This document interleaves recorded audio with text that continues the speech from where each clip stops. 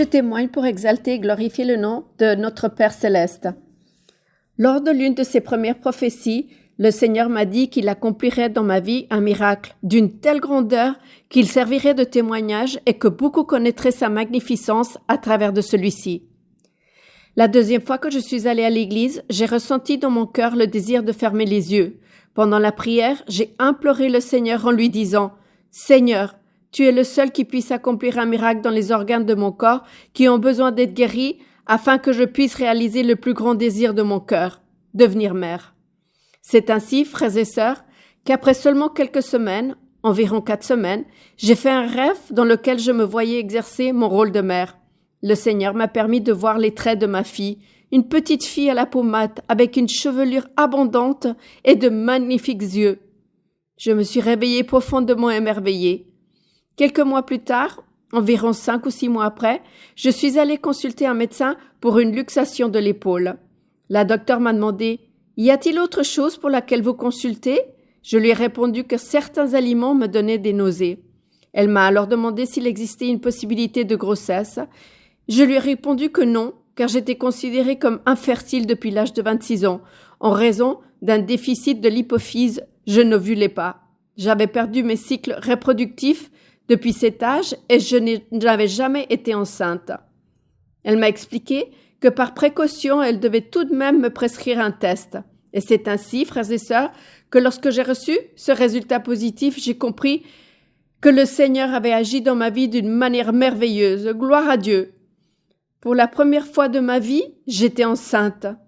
Cependant, il s'agissait d'une grossesse à haut risque, car plusieurs problèmes médicaux avaient été diagnostiqués. Un diabète gestationnel, un risque de prééclampsie et une carence en fer.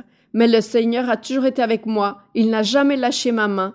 Lorsque la peur m'envahissait, je priais, je lui disais « Seigneur, tu m'as accordé cette bénédiction. C'est le plus beau cadeau que j'ai jamais reçu dans ma vie. Aide-moi à en prendre soin. » Et le Seigneur me répétait sans cesse dans les prophéties « C'est moi qui agis dans ta vie. N'aie pas peur. Je suis avec toi. » C'est ainsi, frères et sœurs, qu'au mois d'août, le Seigneur m'a permis de recevoir ce précieux cadeau qu'est la vie de ma fille aux côtés de mon époux. Et je témoigne pour glorifier et exalter son nom. Je souhaite rendre témoignage pour glorifier le nom de mon Père Céleste. Le Seigneur, dans sa sainte prophétie, m'avait annoncé que l'ennemi mettrait en moi des sentiments d'amertume et de tristesse, et que ceci se manifesterait particulièrement lorsque je serai en chemin vers l'assemblée. Et c'est bien ce qui s'est passé, frère. Mais dans cette même prophétie, le Seigneur me disait aussi de ne pas m'inquiéter, qu'il me délivrerait, et que je devais me réfugier dans les moyens que son Église met à notre disposition pour retrouver la joie et la paix, tels que les cantiques, les chœurs, les méditations, ainsi que le livre des expériences. Dès que le livre Dieu sortit, je me le suis procuré, et je souhaite témoigner, frère, que le Seigneur m'a délivré simplement en écoutant la première partie. En effet, après avoir écouté cette première section du livre Dieu, je retrouvais la paix et la joie, et cela est ainsi resté jusqu'à aujourd'hui.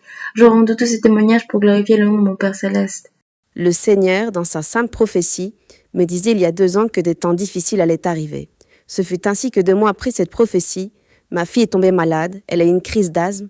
Après avoir été emmenée aux urgences et avoir réalisé plusieurs examens, les médecins lui ont fait une radiographie au thorax qui est pour diagnostic une malformation dans son cœur. Le docteur m'a expliqué que nous devions aller en urgence demander une consultation chez le cardiologue pédiatrique pour qu'elle soit prise en charge par une équipe médicale. Mon père, qui vivait en Colombie à ce moment-là, m'a appelé et m'a dit qu'il allait prendre contact avec les meilleurs cardiologues du pays pour s'occuper de ma fille et que je devais tout organiser pour voyager.